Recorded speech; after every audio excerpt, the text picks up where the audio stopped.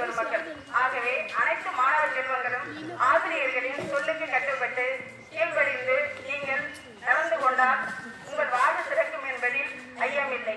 அதே போல் மாணவர்களுக்கு சொல்ல வேண்டும் என்றால், நீங்க எந்த அளவுக்கு தலை குனிந்து ஆசிரியரிடம் கல்வி கற்றுக்கொள்கிறீர்களோ அந்த அளவுக்கு சமுதாயத்தில் நீங்கள் தலை நிமிர்ந்தவர்களாக வாழ முடியும். ஆகவே தயவு செய்து மாணவர்கள் அனைவரும் ஆசிரியர்களின் வார்த்தைகளுக்கு மதிப்பு கொடுத்து அவர்களை பின்பற்றி நடக்க கற்றுக்கொள்ளுங்கள்.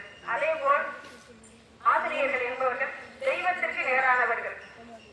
ஆசிரியரை தெய்வத்திற்கு சொல்ல வேண்டுமானால் பெற்றோர்களை கடவுளுக்கு நிகராக நாம் சொல்லலாம்.